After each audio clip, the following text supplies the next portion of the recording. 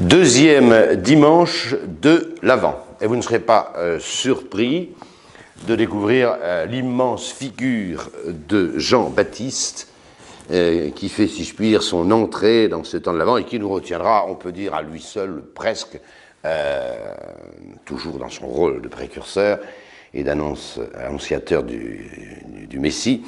Deux dimanches de suite, c'est un des grands personnages de l'Avent avec la Vierge Marie. On l'a déjà vu la dernière fois. Alors, attaquons tout de suite sur l'Évangile, mais qui pose quelques difficultés. L'Évangile, c'est celui de saint Matthieu, chapitre 11, versets 2 à 10. Il y a simplement une version de saint Luc. Marc ne parle pas de cette anecdote très importante. Elle est racontée donc par saint Matthieu, c'est le texte liturgique, et par saint Luc. Saint Luc, pratiquement, là, a recopié saint Matthieu en grande partie. Il n'y a pas de différence notable, donc ce texte de saint Matthieu nous suffira amplement. Donc Matthieu 11, 2, 10. En ce temps-là, Jean, ayant appris en prison les œuvres du Christ, envoya deux de ses disciples pour lui dire « Es-tu celui qui doit venir, ou bien devons-nous en attendre un autre ?» Jésus leur répondit « Allez rapporter à Jean ce que vous avez vu et entendu. Les aveugles voient, les boiteux marchent, les lépreux sont purifiés, les sourds entendent, les morts ressuscitent, et l'Évangile, la bonne nouvelle, est annoncée aux pauvres. Et heureux celui pour qui je ne serai point un sujet de scandale. » Comme les envoyés s'en retournaient, Jésus se mit à parler de Jean aux foules. « Qu'êtes-vous allé voir dans le désert? Un roseau agité par le vent? Mais qu'êtes-vous donc allé voir? Un homme vêtu d'habits somptueux? Mais ceux qui portent des habits délicats sont dans les demeures des rois. Qu'êtes-vous donc allé voir? Un prophète? Oui, et je vous le dis, et bien plus qu'un prophète. Car c'est de lui qu'il a été écrit, « Voici que j'envoie mon messager devant ta face, c'est lui qui préparera ta voie devant toi. » Voilà ce texte. Ce texte pose évidemment une grave difficulté, et que je ne contournerai pas, que je prendrai même à bras le corps. Jean-Baptiste a été mis en prison il y a quelques semaines, quelques mois plutôt, mais tout au plus. Il a été mis en prison dans la prison d'Hérode, le tétrarque de Galilée. Le motif de cette incarcération de Jean-Baptiste nous est rapporté par l'Évangile, c'est très clair. Jean-Baptiste, dans sa purification générale du peuple juif, en vue du Messie, s'en était pris directement à Hérode. Hérode était un criminel, on peut dire, tous azimuts. Sachez que ce petit roi de Galilée arrachait lui-même les yeux de gens qu'il condamnait à mort, avant de les exécuter. Vous voyez un petit peu le modèle. Et de cruauté, de sensualité. Mais c'est pour un péché précis que Jean-Baptiste s'en était pris à Hérode, c'était pour un inceste. Il avait pris pour concubine la femme de son propre frère, Philippe. Et c'était notoire. Il vivait notoirement, comme si c'était la reine, avec la femme de son frère. Attention, Hérode est un mondain, mais dans le sens le plus fort de ce terme. Sa cruauté, sa sensualité n'empêche pas, tout monstre qu'il soit, d'apprécier ce qui a de la valeur. Et il avait un réel attachement pour Jean-Baptiste. Quand il le met en prison, on voit qu'il est désolé de devoir mettre Jean-Baptiste en prison. Il pensait que Jean-Baptiste était un prophète, un grand prophète. Et il le met en prison parce qu'il ne peut pas faire autrement, parce que c'est son autorité qui est en cause, directe, à cause de son inceste. Et même saint Luc dit, dans un passage précédent, qu'il allait le consulter. Il allait consulter ce prisonnier qu'il avait incarcéré. Il l'a d'abord mis à Achéronte, une forteresse dans le sud qu'il avait, puis finalement il était à la cour dans les prisons, dans les geôles de la cour d'Hérode, voilà, qui était à Césarée, en Galilée. Très curieux, les relations entre Hérode et... Voilà. On verra d'ailleurs ce même Hérode, quelques temps plus tard, être très content qu'on lui envoie Jésus pendant sa passion, quelques années plus tard, quelques courtes années plus tard. Jean avait une popularité, Jean-Baptiste, mais considérable. Et tout Israël était allé l'entendre hurler son baptême de pénitence sur les bords du Jourdain. On ne comprend pas l'évangile ni le personnage de Jean-Baptiste si on pense que c'était un petit marginal reclus et anachorète sur les bords du Jourdain, après avoir passé des années et des années dans le désert, à manger des sauterelles et des rayons de miel. Il avait prêché longtemps, avant la manifestation du Messie, plusieurs années, et il avait des disciples innombrables, ce Jean-Baptiste, et très populaire. Malgré son discours enflammé, il était... L'Esprit Saint lui avait révélé, il ne savait pas qui était le Messie qu'il était chargé d'annoncer. Ça, c'est une chose étonnante de l'évangile de Saint Jean. Celui qui m'a envoyé, je cite Jean-Baptiste, m'a simplement dit « Celui sur lequel reposera l'Esprit Saint, c'est lui ». Il ne savait pas qui c'était. Et il a désigné Jésus comme le Messie quand il a vu au baptême de Jésus l'Esprit Saint descendre sur lui sous la forme d'une colombe. Il a dit c'est lui puisqu'on m'a annoncé, Dieu m'a révélé que c'est celui sur l'Esprit Saint. Et évidemment avec la voix du Père qui tonne, celui-ci est mon Fils bien-aimé en qui j'ai mis toute ma complaisance, écoutez-le. Il faudra toute l'autorité de Jésus et l'autorité de Saint Jean cumulées pour que les premiers apôtres, qui sont tous des disciples de Saint Jean-Baptiste, quittent Saint Jean-Baptiste pour rejoindre Jésus. Bon, Jésus a une telle autorité que, passant le long du bord de lac de Tibériade, il dit à des pécheurs, suivez-moi, il suit. Bon, c'est Jésus de Nazareth. Bon. Mais ses premiers disciples, qui sont galiléens, sont très attachés à Saint Jean, très.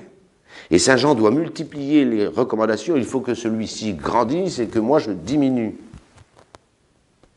Je ne suis que l'ami, moi, je ne suis pas l'époux.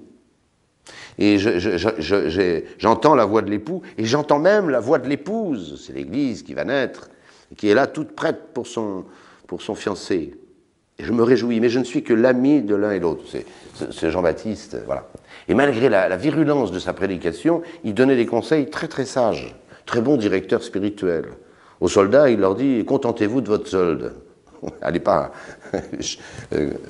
grappiller ou voler les butins de guerre et tout ça. Contentez-vous de votre solde. » Voilà.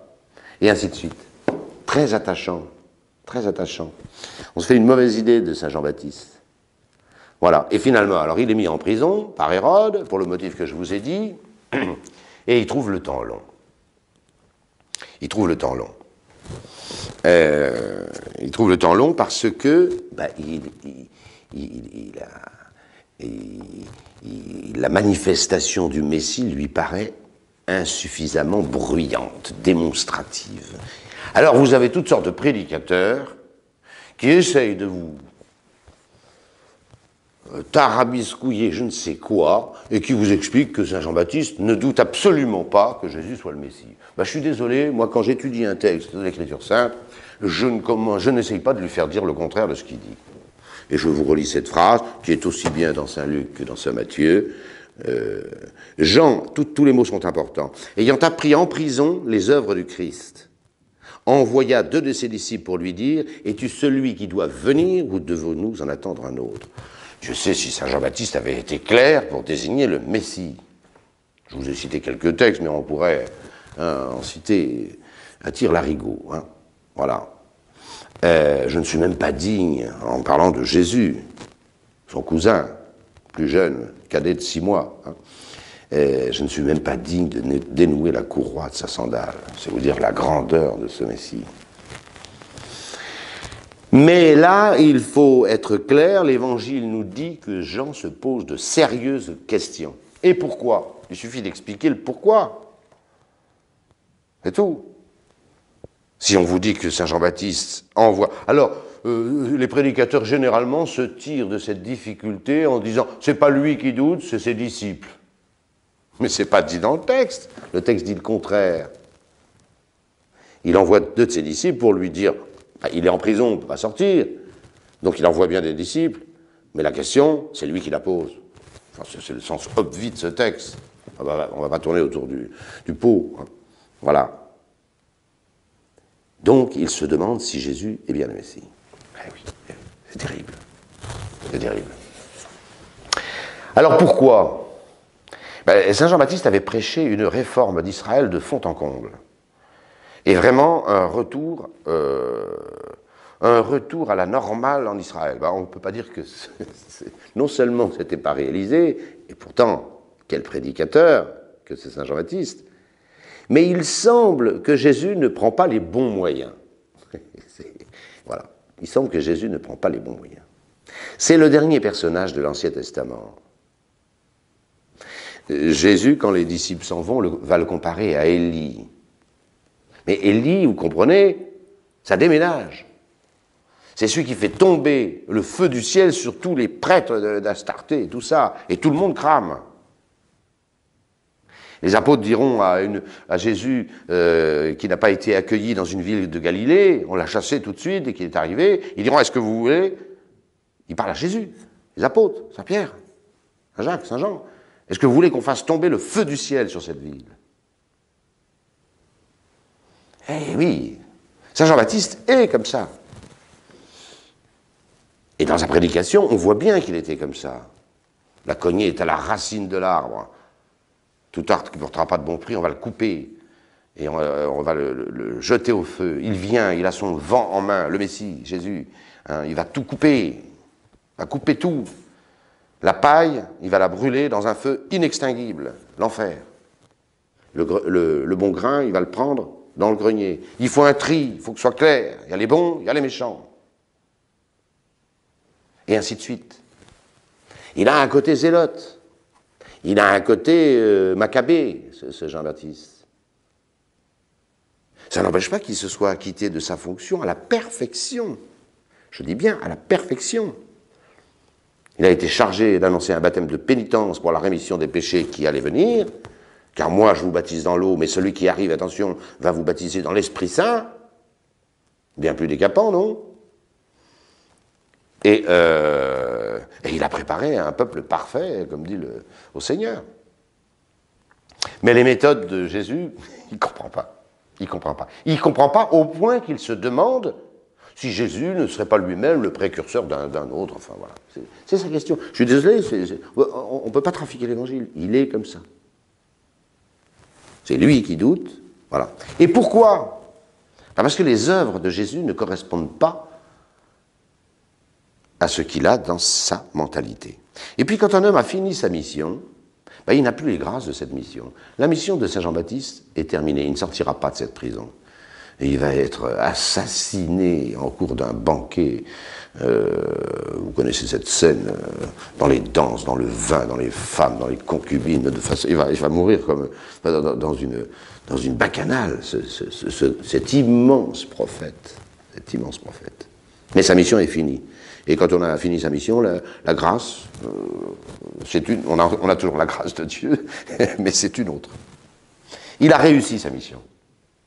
Il a désigné à tout Israël Jésus comme le fils de David, le Messie, le roi d'Israël. Bon. Mais un roi, ça doit déménager et mettre de l'ordre. Alors, est-ce que c'est bien lui ? Est-ce que c'est bien lui ? Et il voit plus clair. Il ne voit plus clair. La réponse de Jésus est délicieuse. Jésus se contente, comme il le fait presque toujours, de citer l'Écriture. Il cite en vérité 4 textes différents du prophète Isaïe. Bon, je les référence ici, 29, 18, 35, 5, 41, 1 et 26, 19. Isaïe parlant du Messie, il parle bien du Messie. Le grand livre prophétique sur le Messie, c'est le livre de David, je vous l'ai déjà dit, le livre d'Isaïe, pardon, voilà, comme fils de David. Et alors, quelle est cette citation? Jésus dit, allez rapporter à Jean ce que vous avez vu et entendu. Bon, cette petite allusion vient de Luc. Luc nous dit que juste après l'arrivée de ces deux envoyés de Jean, de la prison de Jean, Jésus guérit un nombre incroyable de malades, de boiteux, de ceci, etc. Sous leurs yeux ébahis. Voilà, c'est dans Luc. C'est une petite touche de Luc. Il vient, voilà, ils arrivent, ils posent cette question. Jésus profite de ce qu'il y a là, un certain nombre de malades, de boiteux, d'aveugles, etc. Ça a dû être rapide et bien fait, voilà. Quand Jésus guérit, ça y va. Et il leur dit, vous allez simplement rapporter à Jean ce que vous venez de voir. Jésus a dû guérir 2 ou 3 aveugles, rendre l'oreille à 3 ou 4 sourds, faire marcher 3 ou 4 boiteux, et peut-être même qu'il a ressuscité un mort, en tous les cas, voilà. Et il cite Isaïe. Il cite Isaïe, le prophète Isaïe parlant du Messie. Et là, la citation, c'est celle-là. Les aveugles voient, les boiteux marchent, les lépreux sont purifiés, les sourds entendent, les morts ressuscitent. Jésus a déjà ressuscité 2 morts, là. Et la bonne nouvelle est annoncée aux pauvres, caractéristique du livre d'Isaïe. Le Messie, dans Isaïe, il n'est pas décrit comme l'imaginait Saint Jean. Pas du tout. Il ne hurlera pas sur les places publiques. Il n'éteindra pas la mèche qui fume. C'est un Messie d'une grandeur inouïe, insoupçonnable, mais ça n'est pas un chef de guerre, ça n'est pas un roi impérieux, et c'est pas un agitateur de foule, pas du tout, mais pas du tout alors, pas du tout, pas du tout. C'est ça que Jean n'a pas compris. Mais par contre, la réponse est très claire. La réponse est très claire. La réponse est très claire. Il faut réaliser les prophéties. Et le Messie que tu as dans ta tête, mon petit Jean, c'est pas celui qui est annoncé. Celui qui est annoncé, regarde, qu'est-ce qu'il fait, hein? Il ne dispute pas sur les places.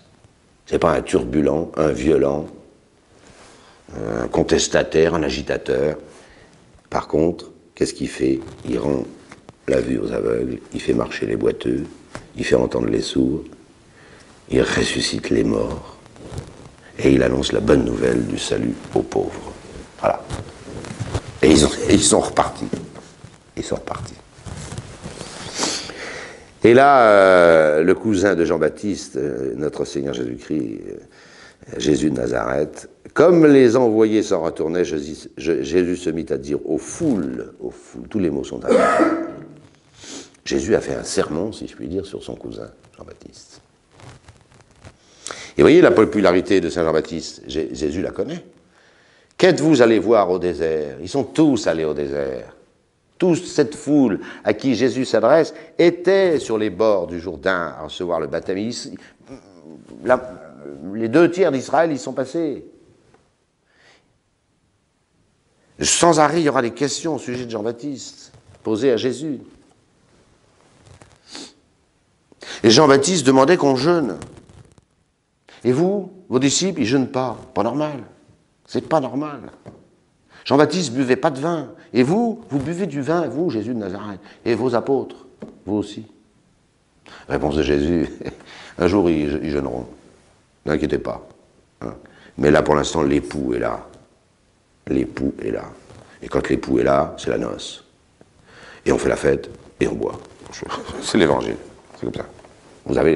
Tant que l'époux est là. Quand l'époux leur sera retiré, vous inquiétez pas, ils feront comme ça. Et ainsi de suite, et ainsi de suite. Alors ce compliment de Jésus, Jésus n'a jamais parlé de quelqu'un comme ça. Jamais, jamais, jamais. La discrétion qu'il observe avec sa mère, la très sainte Vierge Marie, est presque étonnante. Mais là, attendez, vous n'avez pas l'équivalent dans l'Évangile, hein, je ne cherchez pas. Hein. Qu'êtes-vous allé voir au désert? Un roseau agité par le vent? Une pirouette? Un homme qui change d'avis? Vous savez très bien que Jean et Baptiste n'était pas comme ça. Ça vous étonne, la question de ses envoyés? Oui, ça a de quoi surprendre. Mais c'est pas une girouette, ça Jean-Baptiste. Un homme vêtu d'habits somptueux, taratata. Oui, sans doute, il est à la cour des Rhodes, mais il est incarcéré.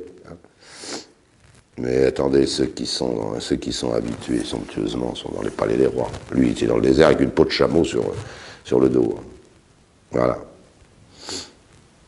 Qu'êtes-vous allé voir? Un prophète? Un prophète, y a-t-il plus grand en Israël qu'un prophète?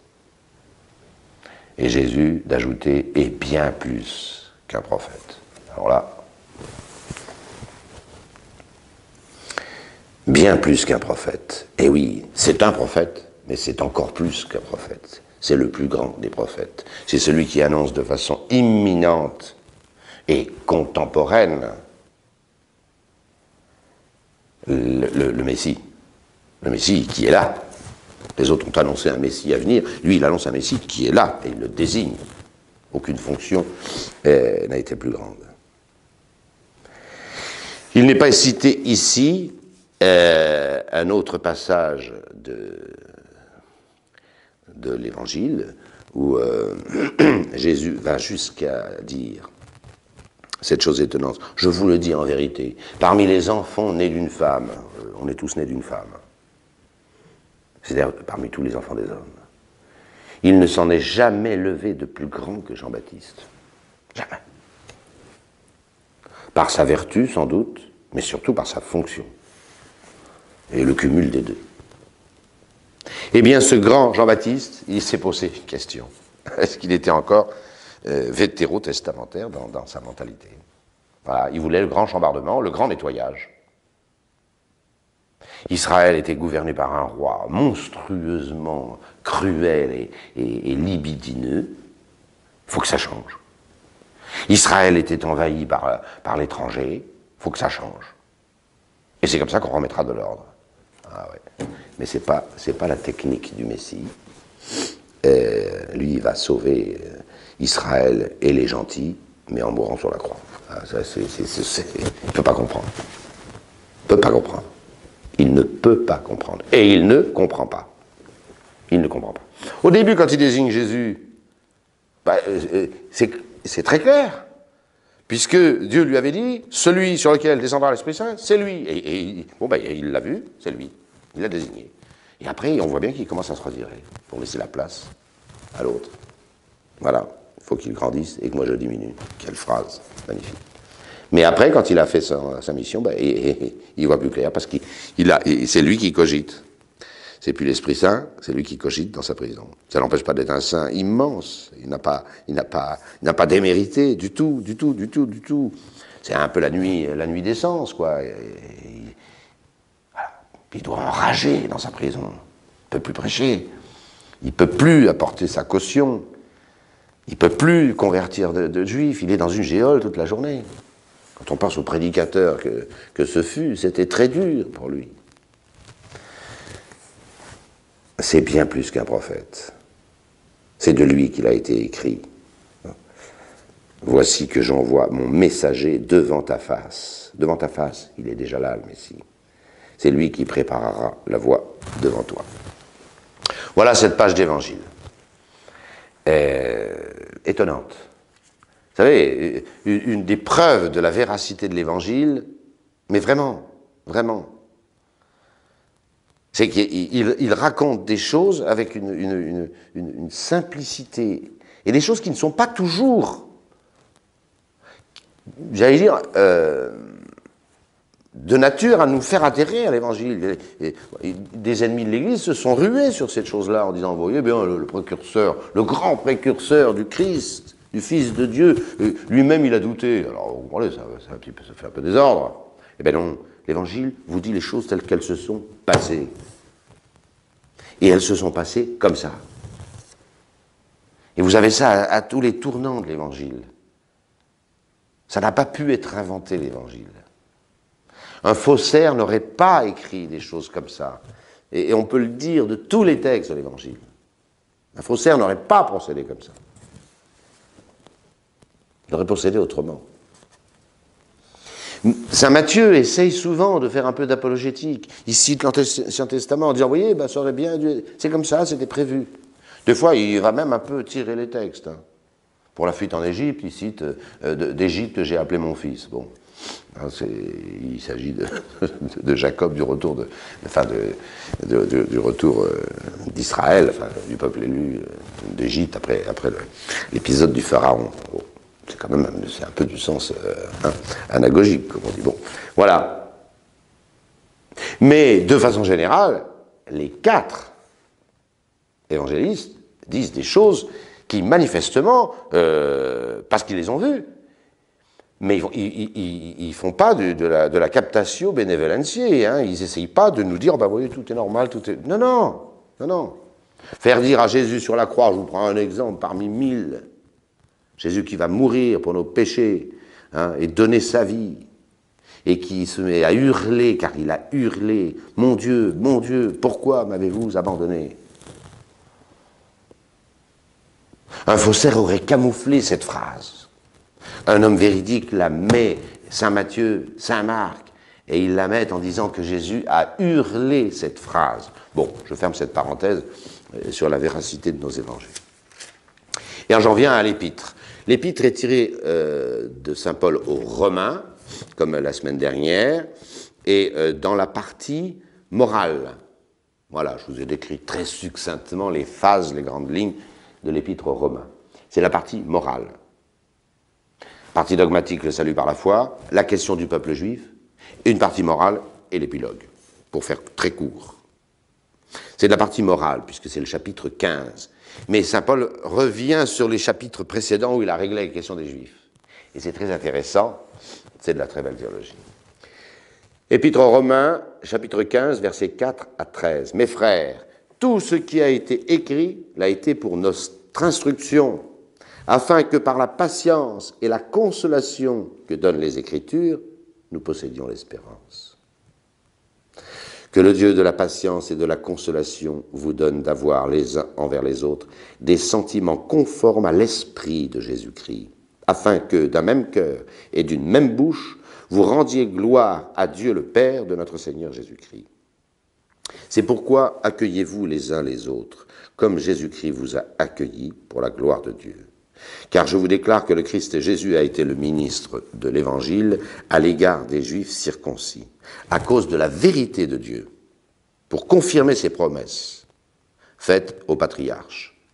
Quant aux gentils, qu'ils glorifient Dieu pour sa miséricorde, selon qu'il est écrit, « C'est pourquoi, Seigneur, je publierai vos louanges parmi les nations, et je chanterai des cantiques à la gloire de votre nom. » Et encore, « Nations, réjouissez-vous avec son peuple. » Ailleurs encore, « Louez le Seigneur, vous toutes les nations, célébrez sa grandeur, vous tous les peuples. » Et Isaïe ajoute, « Il paraîtra le rejeton de Jessé, il se lèvera pour régir les nations, en lui les nations mettront leur espérance. » Que le Dieu de l'espérance vous remplisse de toutes sortes de joie et de paix dans la foi, afin que par la vertu de l'Esprit Saint, vous abondiez en espérance.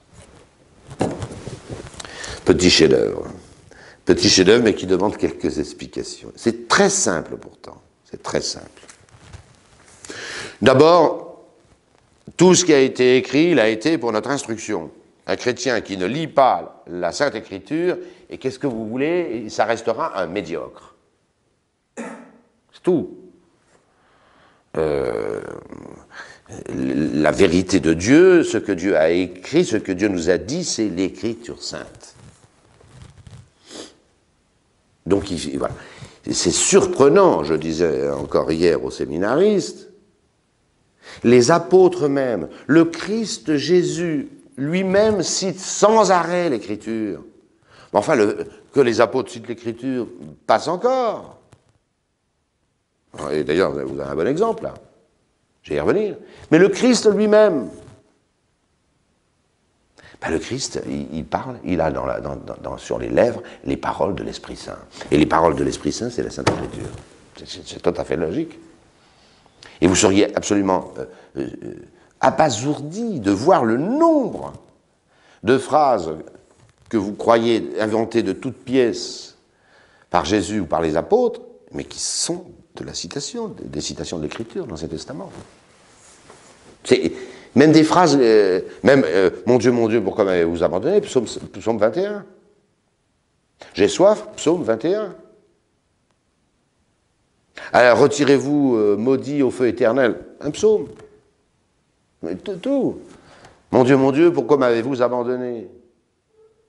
Bon, ça je l'ai déjà dit, pardon, c'est pas ça que je voulais dire, c'était mon Père, entre vos mains, je remets mon esprit. Psaume. C'est-à-dire que sur les 7 paroles de Jésus-Christ en croix, vous en avez déjà 3 qui sont des citations. Tout est comme ça. Regardez saint Paul. Pour démontrer l'économie de Dieu dans la rédemption vis-à-vis des nations, 4 citations. Il fait que citer, il ne fait rien d'autre. Alors vous comprenez, on comprend très bien les paroles de Moïse dans le Deutéronome, hein, ayant rappelé toute la loi. Il dit que les paroles de ce livre soient sans arrêt sous vos yeux. Alors vous comprenez que si on ne veut pas lire l'Écriture, ben, on a une foi du charbonnier qui va pas loin. Et puis, j'allais dire, l'Esprit Saint a un style, c'est celui de l'Écriture sainte, dont chaque parole percute.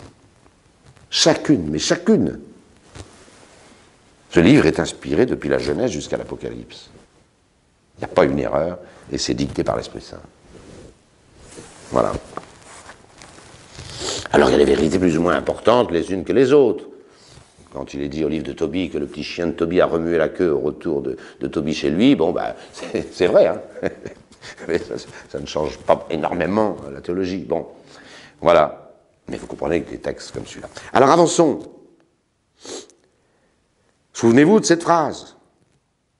Saint Paul dira au même Timothée, le même Saint Paul dira à Timothée, hein, l'homme de Dieu doit être instruit dans toute écriture. Il doit connaître toute l'écriture, afin de pouvoir éclairer, redresser, corriger, former l'homme à la justice. C'est avec l'écriture qu'on forme l'homme à la justice. Alors quand vous voyez des clercs ou des évêques qui ne citent jamais l'écriture sainte, mais à quoi ils servent? Ça ne sert à rien. Et qu'est-ce que va nous procurer cette assiduité à lire l'écriture? Ben, la patience et une consolation qu'elle donne seule et l'espérance. C'est très important. Pourquoi ce texte? La corrélation entre l'Épître et l'Évangile est phénoménale. C'est ça que n'a pas compris Jean-Baptiste. Vous voyez? S'il avait bien lu Isaïe, il ne serait pas étonné de la manière de procéder du Christ. Parce que la lecture, la fréquentation de l'Écriture sainte, nous dit saint Paul, elle donne la patience et la consolation et finalement l'espérance. C'est admirable entre l'Épître et l'Évangile. Et donc saint Paul formule que le Dieu de patience et de consolation, le Dieu de l'Écriture, vous donne d'avoir les uns pour les autres des sentiments conformes à l'esprit de Jésus-Christ, afin que d'un même cœur et d'une même bouche, vous rendiez gloire à Dieu, le Père de notre Seigneur Jésus-Christ. Saint Paul vise toujours à l'unité des communautés, bien sûr. Il n'a pas vu ses Romains, je vous l'ai déjà dit. Mais il faut qu'une communauté chrétienne doit avoir un même cœur et une même bouche. À cause de Jésus-Christ. À cause de Jésus-Christ. Accueillez-vous les uns les autres. Vous avez été accueillis par le Christ, vous. Il parle aux Romains, hein. S'il parlait aux Juifs, il ne dirait pas ça. Un Juif n'avait pas la mentalité d'avoir été accueilli. Il avait une mentalité presque inverse. Le Juif, c'est le peuple élu. C'est le peuple élu. Ils n'ont pas à être accueillis par Dieu. Ils sont le peuple de Dieu. C'est eux qui accueilleront le Messie. Ils ne seront pas accueillis par le Messie. Saint Paul va le dire. Ça, il faut bien comprendre ce texte. Hein. Il y a les Juifs d'un côté, le peuple élu, et tous les autres. Si on ne comprend pas ça, on ne comprend rien à ce texte. Saint Paul s'adresse à des païens, à des gentils, des paganos, les habitants des campagnes. En vérité, c'est la plus grande ville du monde, c'est Rome. Voilà. Mais par rapport aux Juifs, on les appelle les gentils. Gentes, les nations. Alors, eux, qui sont les gentes, les nations, le Christ les a accueillis. C'est-à-dire que c'est le Christ qui a fait rentrer les gentils dans l'économie du salut, qui est l'Église catholique, avec les Juifs, ceux qui ont bien voulu. Donc, vous voyez, il y a vraiment la souche, les Juifs. Le don du Christ aux Juifs était une, vous allez voir, saint Paul le dit clairement, c'était une justice. Et par miséricorde, le Christ a fait rentrer les gentils, nous. C'est une miséricorde. Et voilà la doctrine que va développer saint Paul. Accueillez-vous les uns les autres, parce que vous avez été accueillis par le Christ. C'est lui qui vous a permis de rentrer dans l'Église. Alors vous comprenez que si le Christ vous a permis de rentrer dans l'Église, vous n'en chassez personne, s'il vous plaît. Et accueillez-vous les uns les autres, comme le Christ vous a accueillis. Encore une fois, ces propos n'auraient pas de sens s'ils s'adressaient à des Juifs. Les Juifs étaient déjà le peuple élu. Ils ne sont pas rentrés dans le peuple élu.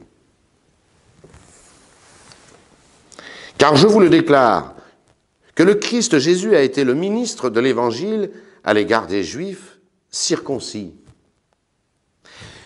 Mais pourquoi? À cause de la vérité de Dieu, pour confirmer les promesses faites aux patriarches. Autrement dit, le don du Christ à Israël, c'est une justice de Dieu. Dieu le leur devait. Oui, Dieu le leur devait. Parce que Dieu le leur avait promis. Et quand on a promis quelque chose, on le doit en justice. Et Dieu, ils étaient déjà le peuple élu, et Dieu leur avait promis de leur envoyer ce Christ. Donc pour eux, ce n'est pas une miséricorde. Ce n'est pas une miséricorde, c'est une justice. C'est dû. C'est dû comment? C'est dû parce que Dieu est fidèle dans ses promesses. Il a promis et il tient. Et si je vous fais une promesse, je dois l'exécuter. C'est peut-être très bienveillant, c'est peut-être, etc. Mais c'est un dû. Le Christ, pour les Juifs, était un dû. C'est ce que dit saint Paul. C'est ce que dit saint Paul. Alors je ne vais pas reprendre toutes ces promesses, parce que, voilà, elles se précisent. C'est Abraham le premier. En ton descendant seront bénies toutes les nations de la terre. En ton descendant singulier, s'il vous plaît. La bénédiction ne s'éloignera pas de Judas jusqu'à ce que vienne le désiré des collines éternelles. C'est clair. Cette promesse est renouvelée à David, le prophète Nathan. Je mettrai sur ton trône un roi, un de tes fils qui régnera éternellement. Alors moi, des rois qui règnent éternellement, j'en connais qu'un. C'est le Christ. Les autres, Dieu merci, ils passent. Enfin, il y en a eu des très bons. Bon. Mais voilà. Donc vous voyez, c'est très clair. Lisez ces textes, ils sont simples. Le Christ a été donné aux Juifs, mais à cause de la justice de Dieu qui tient ses promesses. D'où la suite. Quant aux gentils, aux autres, on nous avait promis quelque chose, nous, mais absolument rien. On ne nous avait rien promis. Quant aux autres, quant aux gentils, qu'ils glorifiaient Dieu de sa miséricorde. Ah ben oui, là, Dieu nous a accueillis, nous. Il nous a fait rentrer dans l'économie du salut. Dans l'église de Jésus-Christ, où sont les Juifs, le peuple élu, qui veulent bien, il y en a quand même eu, hein, les apôtres, à commencer. Et puis, nous qui arrivons. Mais nous, on ne nous a fait aucune promesse. On peut pas... Un Juif comprendrait ça très bien. Un chrétien a du mal à comprendre. Il a vraiment l'impression que il est du bâtiment. Oui, il est du bâtiment, mais parce qu'il a été accueilli à bord de ce bâtiment. Tandis que les Juifs étaient déjà dans le bâtiment. Voilà. Quant aux gentils, qu'ils glorifient Dieu pour sa miséricorde, selon qu'il est écrit, c'est pour... Alors voilà, 4 citations. Je vais très vite. Qu'est-ce qu'elles disent, ces citations? Elles disent que, et ça c'est la grande thèse de saint Paul, Dieu a accueilli les gentils parce que les Juifs n'ont pas accepté. C'est la parabole des invités. Les invités à la noce, c'était les Juifs.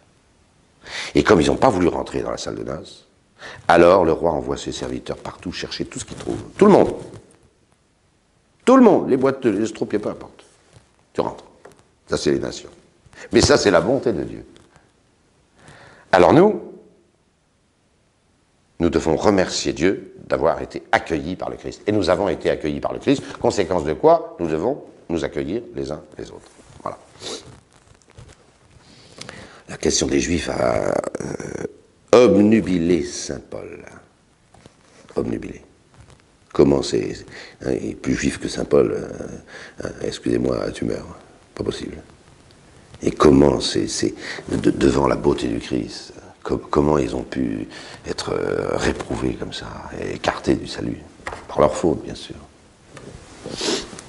Mais Dieu n'est jamais à court d'arguments. Il fait rentrer dans son Église toutes les nations. Saint Paul appelle ça un mystère divin, un mystère d'un dessein caché éternellement en Dieu. Alors, toutes les citations des psaumes, etc., des prophètes, c'est pourquoi, Seigneur, je publierai vos louanges parmi les nations. Il faut bien expliquer à ces Romains que ce salut des nations par le Christ était prédit dans l'Ancien Testament. C'était prédit. Les Juifs auraient dû lire ces textes. Le salut, il passait aux nations. Le salut est passé aux nations. Les Juifs sont toujours admis au salut, bien sûr. Mais encore faut-il qu'ils acceptent le Christ. Et puis nous aussi, mais seulement nous, on a été accueillis par le Christ. Et je chanterai des cantiques à la gloire de votre nom. Ou encore, nations, vous voyez, toujours les nations, c'est le leitmotiv, le refrain de ces 4 citations. Nation, réjouissez-vous avec son peuple. Avec son peuple. Le peuple est déjà là. C'est le peuple élu, c'est le peuple de Dieu. Mais les nations vont se réjouir avec ce peuple. Louez le Seigneur, vous toutes les nations, célébrez sa grandeur, vous tous les peuples. Vous voyez bien que les peuples rentrent dans l'économie, dans la grande barque de l'Église. Et Isaïe dit aussi, il paraîtra le rejeton de Jessé. Bon, c'est tout simple. Le rejeton de Jessé, je vais y arriver, c'est le Christ. Rejeton. Jessé, c'est le père de David. C'est simple.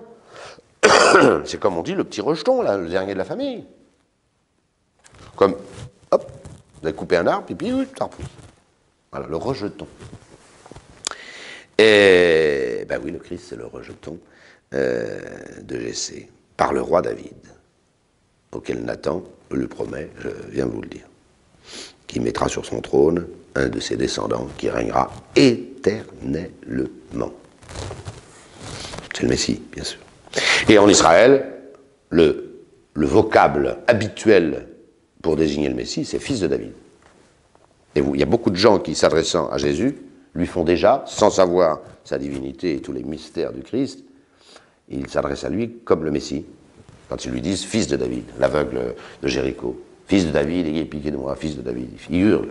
Voilà. Et saint Paul de conclure « Que le Dieu de l'espérance vous remplisse de toute joie et de toute paix dans la foi, afin que par la vertu de l'Esprit Saint vous abondiez dans l'espérance. » Voilà, le salut est pour nous. Et nous avons été accueillis. Accueillons-nous les uns les autres, parce que nous avons été accueillis. Alors tous les textes, évidemment, nous projettent dans une espérance incroyable. Ce désespoir entre guillemets, de Jean-Baptiste, il est balayé. Il est balayé. Balayé par saint Paul. Si vous lisez l'Écriture sainte, vous serez dans la consolation et la patience et la joie que donnent les Écritures. Et vous abonderez finalement dans l'espérance. Le Messie, c'est Jésus de Nazareth. C'est clair. Et les nations, on est invités. Et on est rentrés. Et on est là. Le salut est pour nous. Alors, il ne faut pas vous étonner si tous les autres textes sont d'un optimisme sans fin. Sans fin. l'introïte. Populus Sion, peuple de Sion, voici le Seigneur, il va venir pour sauver les nations. Doctrine de l'Épître. Et le Seigneur fera entendre sa voix majestueuse pour la joie de votre cœur.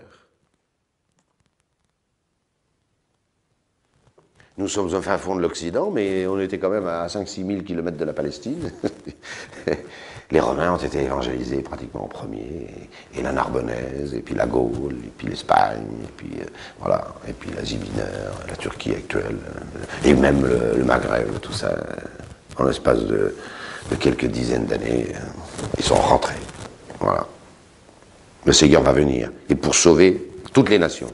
C'est plus simplement le peuple juif élu.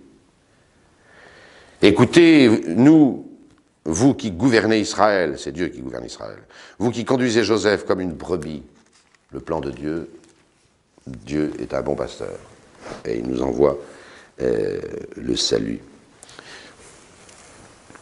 Tous les textes sont optimistes, il suffit de les lire. C'est de Sion que va briller, ça c'est le graduel, pardon. C'est de Sion que va briller l'éclat de sa splendeur. C'est quand même né en Sion. Sion, c'est la montagne, petite colline de Jérusalem, sur laquelle était bâti le temple. Donc Sion, Jérusalem et Israël, on peut dire que c'est presque des synonymes, au point de vue théologique, si vous voulez. C'est de Sion que va briller l'éclat de sa splendeur. Dieu paraîtra au grand jour, manifesté veniet. C'est tiré du psaume 49.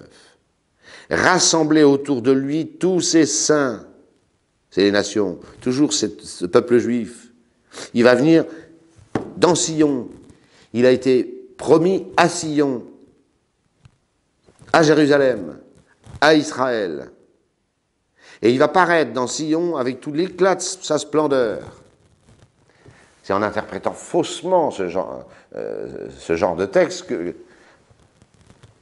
que Saint Jean-Baptiste et les gens de l'Ancien Testament,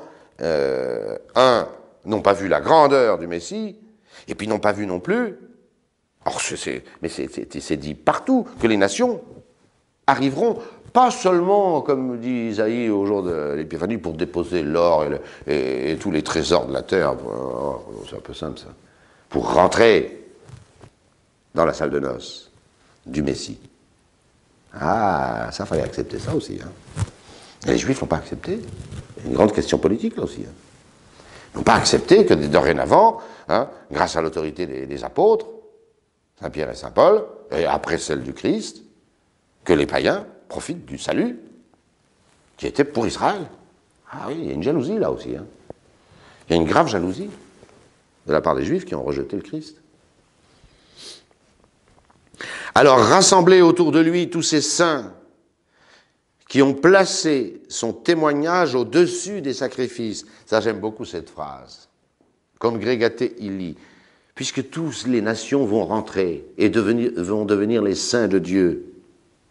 Eh bien, rassemblons toutes ces nations autour du Christ. Et ces saints qui arrivent de partout, c'est nous, c'est ceux qui sont baptisés. Ils ont placé son témoignage, le témoignage de Dieu, au-dessus des sacrifices. C'est étonnant, parce que c'est un psaume. Alors, un juif ne pouvait pas imaginer faire mieux que d'offrir des sacrifices, des taureaux, des machins. Ça n'arrêtait pas, ça coulait, le sang coulait à flot. Puis bon. Ils n'ont pas mis ceux qui arrivent des nations, ces saints qui arrivent des nations, n'ont pas mis leur espérance dans les sacrifices. Ils ont placé le témoignage de Dieu, la promesse de Dieu de nous sauver par son Messie, au-dessus de toute cette cuisine sacrificielle de l'Ancien Testament. Au-dessus, sous-père. Si on ne comprend pas le sous-père, là, on ne comprend rien de cette phrase. Je relis ce graduel étonnant. C'est de Sion que va briller l'éclat de la splendeur du Messie. Dieu paraîtra au grand jour. Ah oui. Jean-Baptiste ne le voit pas, mais le Christ paraît au grand jour. Attendez, ressusciter des morts, etc., à tour de bras, et guérir toute infirmité, et parler comme on a parlé, c'est Deus manifesté, veniet, il viendra manifestement, et dans Sion. mais rassembler autour de lui tous ses saints, pas seulement les Juifs. Et ces saints sont plus intelligents que les Juifs, les sacrifices des sacrifices. Ils ont placé le témoignage de Dieu, la promesse de Dieu, au-dessus, super sacrificia, au-dessus des sacrifices. Facile. Alléluia, alléluia, je me suis réjoui quand on m'a dit, nous irons dans la maison du Seigneur. On voit bien les nations, là. Alors ça, c'est une mentalité qu'on a perdue, nous. Mais les nations qui avaient compris le mystère du peuple juif, du salut par le peuple juif, dans le peuple juif, mais ils étaient très contents d'être admis dans cette économie. Et Saint Paul le répète sans arrêt. Vous avez été greffés. Vous étiez une plante sauvage, dit Saint Paul, mais vous avez été greffés, on vous a mis un greffon. Puis finalement, vous êtes l'arbre de Dieu, au même titre que les Juifs. L'offertoire. Ô Dieu, vous vous tournerez vers nous et vous nous donnerez la vie, et votre peuple se réjouira en vous. Seigneur, montrez-nous votre miséricorde et accordez-nous votre salut. C'est une prière, c'est toujours le psaume, un psaume, le psaume 84. On crie vers le Messie. Quand on a compris, voilà. Et enfin la communion. Jérusalem, lève-toi. Voilà ce qu'auraient dû faire les Juifs. Et tiens-toi sur la hauteur. Ah ben oui, quelle fierté ça aurait dû être pour Jérusalem, Sion, Israël, d'accueillir ce Messie. Elle aurait dû être fière. Fière. Les apôtres ont été fiers de leur place. Parce que ce sont de vrais Juifs. Et ils ont fait exactement ce pourquoi ils étaient faits. Hein. Jérusalem, lève-toi et tiens-toi sur la hauteur et vois la joie qui te viendra de ton Dieu. C'est tiré de Baruch, c'est une prophétie. Des citations comme celle-là où il est dit que Dieu lui-même va venir en personne. Ça, c'est tout un autre volet, mais je ne peux pas aborder ça aujourd'hui. Le nombre de citations qui disent, quand on a compris le Nouveau Testament, qui disent presque, mot pour mot, la grandeur du Messie, et même sa divinité. C'est incroyable quand vous regardez bien l'Ancien Testament. Je vous prends un exemple, et j'arrête là. Vous connaissez tous la prophétie de Michée, chapitre 5, qui annonce que le Messie naîtra à Bethléem de Juda. Et toi, Bethléem de Juda, tu n'es pas la plus petite des bourgades de Juda, car c'est de toi que sortira le chef qui régira mon peuple Israël. Et quand les mages arrivent et qui demandent aux scribes, par l'intermédiaire d'Hérode, où doit naître le Messie, mais tout le monde répond, mais à Bethléem, vous n'avez pas lu Michée. C'est clair. Seulement, l'Évangile ne cite pas la suite de ce texte. C'est dommage. C'est dommage.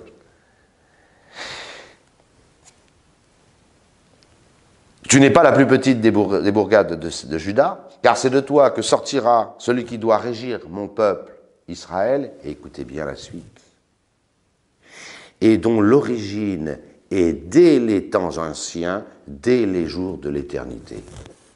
Et dont, je répète, et dont l'origine est dès les temps anciens, dès les jours de l'éternité. Ça veut dire que celui qui va naître à Bethléem de Juda, son origine,